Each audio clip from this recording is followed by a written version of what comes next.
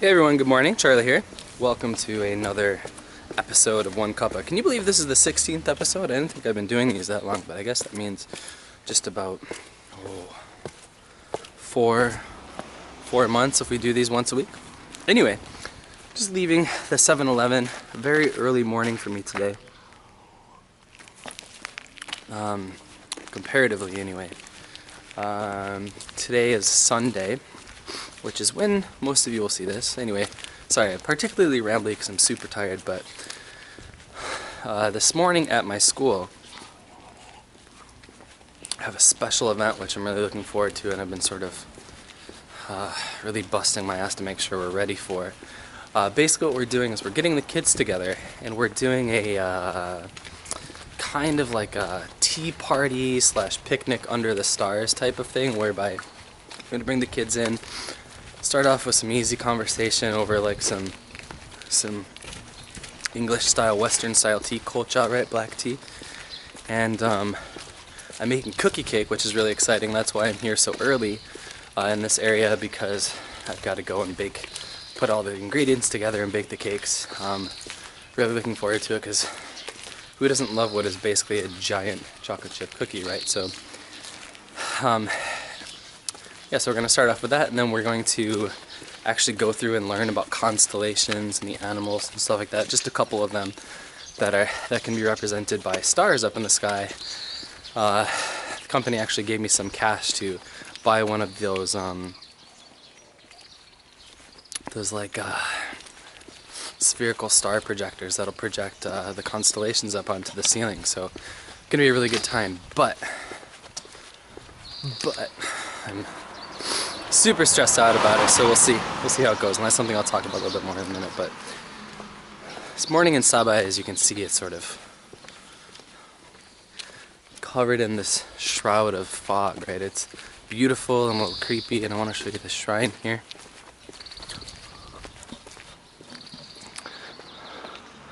This shrine has been undergoing rather constant, you can tell I'm tired, renovations since actually I've moved to Saba a year and 2 months now, a year and 3 months now. That's crazy, right? Ago. Beautiful, beautiful place. Now, one of the things that I've just only recently alluded to,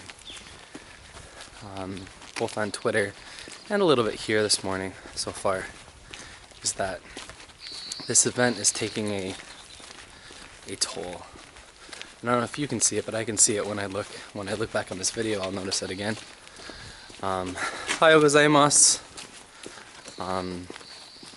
I see the strain in my eyes, right? I feel the bags under my eyes, and I feel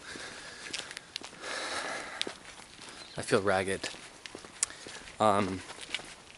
This is something I've talked about before, but I always want to talk about it. I always want to talk about it for any of you watching who may be experiencing or have experienced the same thing. I've talked about before how I have troubles with depression. Right now, I want to point out that since I've come here, and in so many ways I've lived my life like a different person, I haven't had much issue with it recently, right? I think Wikipedia put it really well on our second channel, The Bro, which you should check out, by the way, when she said that, I'm paraphrasing, but basically she said that a lot of times when people start to have this heaviness on their shoulders, right, they start to feel it thrust upon them, it's because they have no project, right? Like they're not engaging in their own passion. And that was so true. That was so true of me for such a long time. But recently, I think kind of the opposite has been true. I've been engaging in so many of my projects, and I've never felt so fulfilled, right? Like I have this channel's going well. We're growing at a really quick rate recently. Which I'm really thankful for, guys. So thank you to all the new subscribers, and of course to all of you who have stuck with me through all of my insanity. Now, you guys have seen this house before if you watch one Cuppa, but it bears showing once more. This very old style home, more of a complex than a house, if you ask me. But anyway, and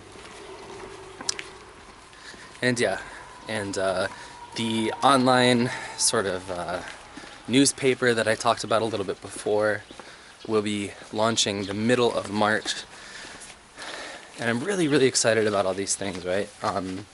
Those things and others.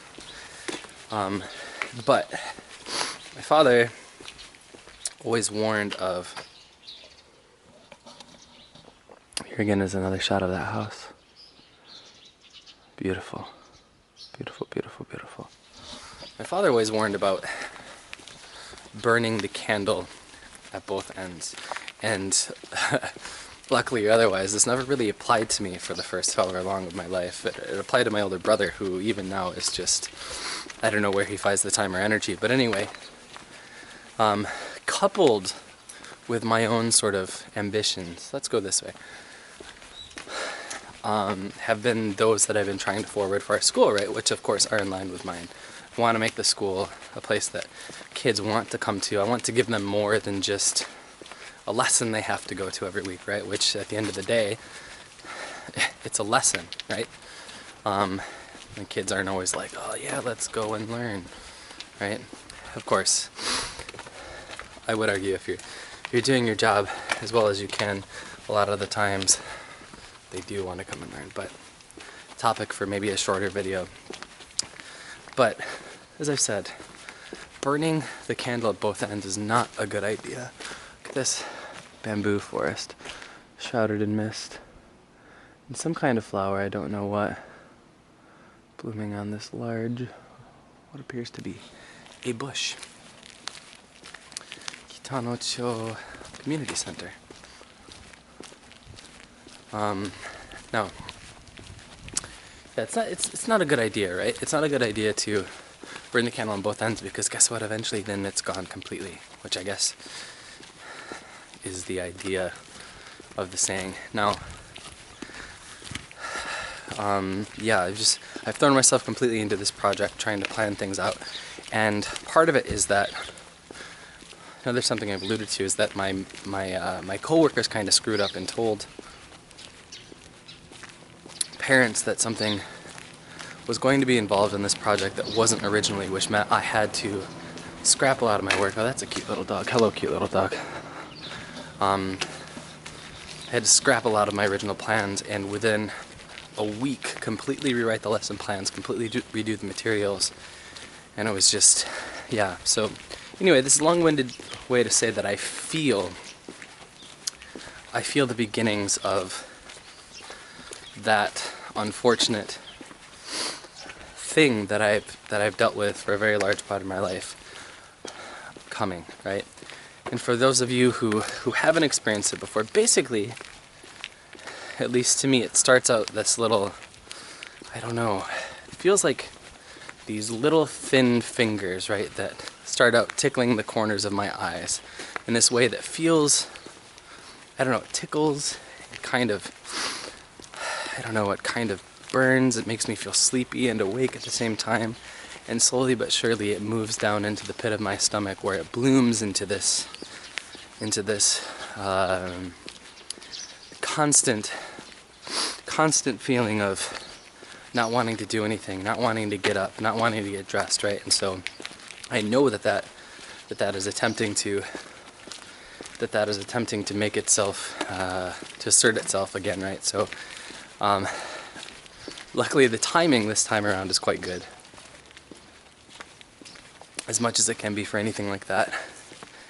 And I have just about 5 days off after this event that I'm just gonna do whatever I want to do, you know? I'm gonna go into the woods probably for 2 days. I'm probably gonna go on like a hiking and camping tour of the local area. But anyway, this restaurant, it's an old Korean restaurant, as you can see, Korean. It's never open, although it supposedly is, even though it looks like, you know, hasn't been open for decades. But anyhow, yeah, so I'm just gonna do whatever I want, and I really look forward to it because that means that I get to make videos on this channel that I've been wanting to make for a couple weeks, and I just haven't had the time for it. I'm really very inspired to see how well the shit Japanese kids say video did, guys. Thank you for that. So I'm gonna be doing more of those. I think probably one this week that won't be up for probably about 2 weeks. And then I'm really excited to shoot a day in the life video, and I'm gonna be doing it in the style of Casey Neistat. So thank you for everybody who voted in that Twitter poll. Came down to a tie between Wes Anderson and Casey Neistat, so I'm just gonna go ahead and say I'm gonna do Casey Neistat because technically it's easier than doing Wes Anderson. So anyway, enough about these sort of dark corners of my life, which we all have, of course. Let's talk about, I don't know why I bothered crossing the road, but let's talk about colds in Japan. Now, if you read my blog on Tumblr, and I know some of you are loath to visit Tumblr, that's fine. I talked about how there's this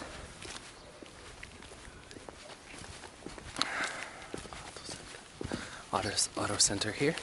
How there is this super strong reaction, at least at my school, and I feel like it's more of like a society-wide thing when you get a cold. Now, of course, there's the culture here, right? When you are showing signs of sickness, be it hay fever or be it, you know, something that's contagious, that you wear a face mask. I love it. I love it. I love it. Love it. I think it's really considerate. I'm gonna reuse a joke from Tumblr here, but it lets me cosplay a Shredder from Teenage Mutant Ninja Turtles every now and then. So I really think it's great. But the thing is that after my weekend in Tokyo with Jake Knowlton, which makes it sound like a romantic getaway, which how do you know it wasn't? Yeah, my body was like, okay, you drank way too much, you ate way too much. Here's a cold, lose your voice for a couple days, and now it's back, which is great. But I went back to school on Tuesday with a mask and, you know, a voice that was sort of like this. And my boss was like, are you sick? Do you have the flu? What's wrong with you? Type of thing. And I was like, whoa, man, it's just a cold. And they're like, okay, well, do you need to go to the hospital? Maybe you should go to the hospital. And I'm like, no, listen, it's just a cold. The voice thing isn't because I'm sick. It's because I did too much karaoke. You can chill about that. And that said, it was like, okay, well, probably you should go to the hospital, right? And the reason for that is because it is flu season, right? And the flu here, again, as with a cold, seems to get more of a response. I think I'm in an area that probably I shouldn't be going. I think I'm going into the private parking lot of a hospital. Yeah, the Tana. Oh no, it's not private. Okay, let's go around this way and discreetly make our way out. Here is a Japanese hospital, by the way. As you can tell, there's nothing terribly exciting about it. Looks just like a hospital, except the characters written on it look a little different than those back home. And yeah, so now I've experienced this before because last year it's like a stretch of 3 days when I think I had gotten food poisoning, and so I was quite sick and I had to take a day off from work, which I hate missing my kids, but so I did that. But the thing was, of course, I had to go to the hospital at that point because I couldn't work. I was just that sick, like, you know, things coming out both ends at the speed of sound. Sorry, didn't need to include that detail, but anyhow, there's a school that way. Do I want to? No, let's go this way. So what happened is I had to go to the hospital, right? And they had to take my blood, and they had to like do like a physical on my jumbly bits and all this stuff. And the reason for that is because if in fact I do have the flu, sort of like company policy normally, from what I understand, would mandate a 3 to 5 day break from work, right? So that you don't minimizes the chance of spreading it to other people. That's understandable, a little sensible. Better perhaps, or perhaps not, than back home where if you have the flu, basically, or if you have any kind of sickness, right, people just go to work without a mask and make everybody else sick, right? It's goddamn ridiculous, but that's part of America's own brand of overworking culture and its own brand of and I guess the lack of sick days and the lack of vacation days. But we don't need to get into the politics of that. But in my case, because I am the only teacher working for a franchise version of my, like a franchised school that's part of a much bigger umbrella, it's really difficult and very, very expensive for us to get a backup teacher if I am sick. So what that means is we don't get a backup teacher. The school closes for an entire week. The following week I would have to make up all those lessons. We'd have to cancel on the students. Like it's, so what I'm trying to say, of course, is it's a really, really big nightmare, right? So anyway, interesting, unusual response. Ohayou gozaimasu, I think. And something that at first, I guess, kind of really annoyed me, but now it's sort of like, well, I guess it kind of makes sense, right? Like, you don't want to get anybody sick. And also, it's kind of nice because it highlights your importance, which is something I know a lot of we English teaching types have a chip on our shoulder about when we come over here. But anyhow, that's that. And I'm fine, clearly. Just a little sniffly. Just a little sniffly. Alright, so we are nearly back to my school. And we got, how are we doing on our cup? Okay. But about a third left in our cuppa. Now, one thing I want to talk to you guys about is, I don't think this really warrants its own video, but I saw that Phoenix787, I think last night, had put up a video about basically reviewing a Japanese dating app. I think he's reviewing Paris. Not going to talk about that, but it did remind me that someone had sent me a question. Had sent me a question on like an old video, after watching an old video, I should say, about dating here, but whether or not it will kill your chances to date people here if you don't speak, let's go this way, if you don't speak Japanese. I'm going to give you a moment of silence and a look. And the reason for that is, of course, right? No, dating here, of course, is complicated. It's painful. It's annoying. It's ouch. Is this thing on? Yeah, it's okay. Which is to say, it is just like dating in any other part of the world. However, of course, there are some cultural differences to be aware of. Not going to get into those, but I do encourage you to check out Dre Pigglesworth, Piggles the Gaijin's channel. He has some, what should I say, funny experiences and insight. Funny from the outside, of course. I don't know how funny they are to poor Andre there, but no. Of course, if you are in Tokyo and Kyoto, I would say, you can get away with speaking the worst katakoto, right? Foreign, like, broken Japanese ever. And you will meet plenty of women who want to date you, simply by virtue of the fact that you are a foreigner, at least from the get-go. And that the same is true, right, in Fukui. There are events that are set up so that Japanese women in particular can meet foreign men. I will never go to those because, well, I mean, it's just as I said, right? Like, I never like back home in the States, I would never go to an event to meet Japanese women just because I want to date Japanese women. That's creepy. That creeps me out. And that's the thing, I don't want to start dating somebody because I'm their fetish. You know what I mean? Anyway, I digress. Point being, yes, of course, you can get away with it. In areas like Tokyo, areas like Kyoto, where there are a lot of women who speak English quite well, right? For business reasons, for personal reasons, whatever the case may be. Now, if you are like a ton of teachers or a ton of college students, whatever the case may be, who come over here, you are not going to be in Tokyo, you're not going to be in Kyoto, even Nagoya to a lesser extent, I would say. And so that will mean, look at this old building.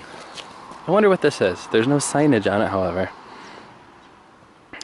I think, I'm trying to remember, I think that silk creation, or not silk creation, textile weaving, but like in small scale, like hand weaving textiles, hand weaving threads and yarns and silk is really, really big here, and I think that's what this building is. Though again, there's no signage, so I can't be sure.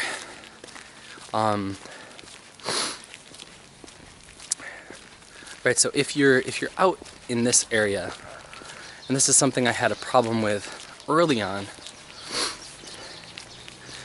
and one of the reasons I was terribly lonely, right, for a while, something I've talked about before. Ooh, narrow alleyway. Let's go this way.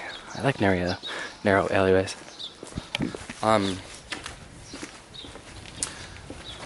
You know, I would, of course. Ooh, I don't want to. School kids going to school. I don't want to do that. Sorry, guys.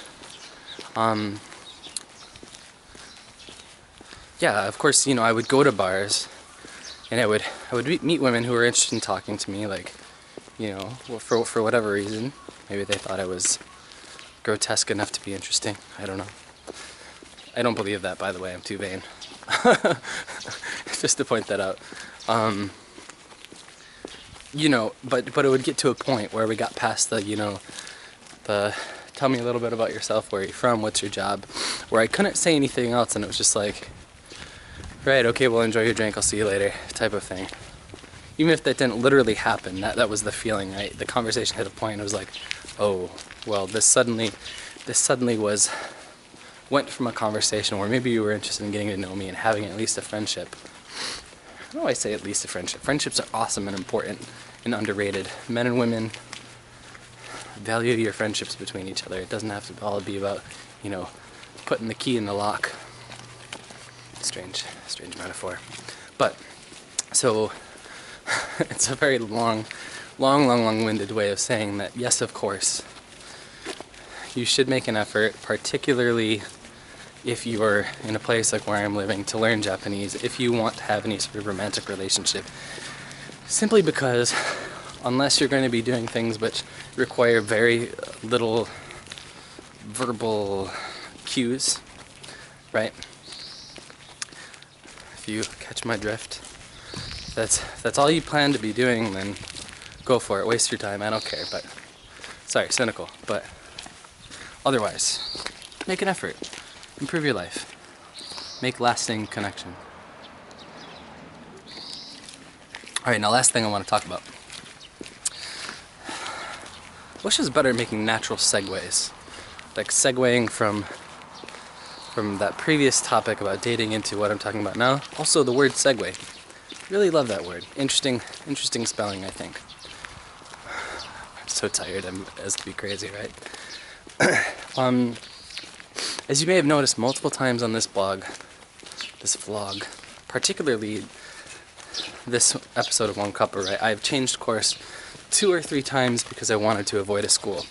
Now I think this is something a viewer by the name of Michael Garcia has asked about, is why, basically wondered why I'm avoiding schools even when there are not students floating around, right? Now, of course, the student thing should be pretty self-evident, but if it's not, as a rule, this is a generalization, people here are a lot more protective of their privacy, and by extension their children's privacy, then I would say we are back home in America. So me filming them, if one of them sees their kid's face in one of my videos, it's one thing if it's just sort of like accidental, right? They just happen to be in the background when I'm walking across the street. But filming a cloud of kids somewhat intentionally, right? Like knowing that I'm going towards it, not turning away, and not needing to go that way, it's a little bit different, I would argue. Right? As an example of that, at our school, if we have like a lot of paperwork at my school where if we want to use a kid's picture, even just to put it on the wall of the inside of our school where only other students are going to see it, train, stop, or we're going to put it up on our web page or put it up on our Facebook page, we have to do a lot of paperwork to get the parents' consent to say, okay, yeah, totally fine. I guess we're coming to a stop. This is a little awkward. Here comes the train.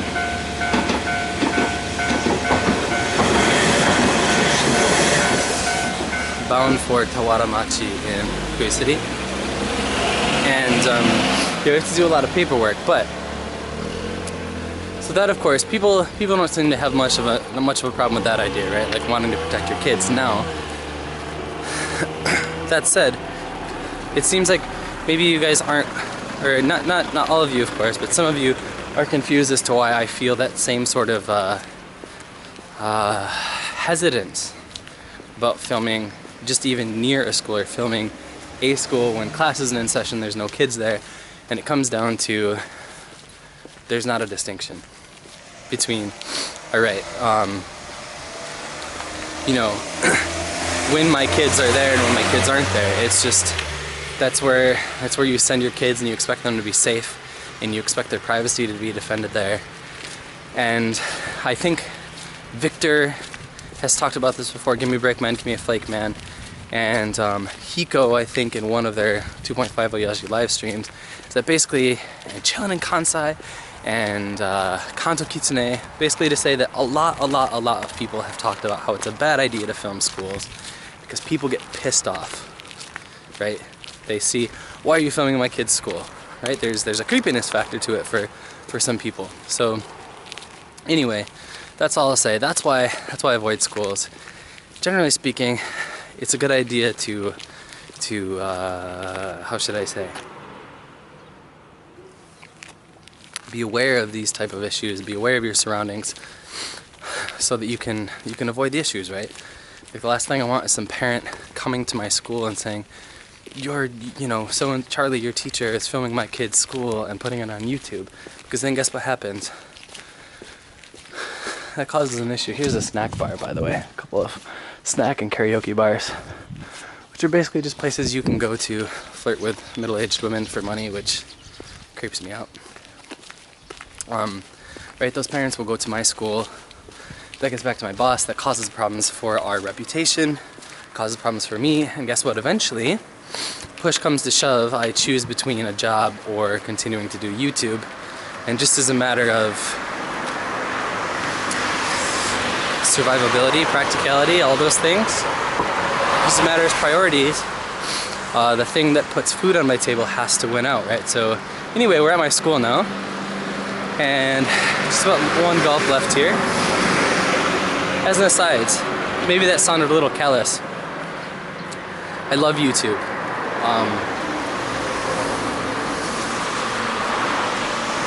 The connections I have made, both in real life and just talking to you guys in the comments, are very, very valuable to me, but not as valuable as being able to live, sadly. So, my way of saying, I love you all, but don't hate me, that I also love eating and being warm and in a bed. So, on that note, guys,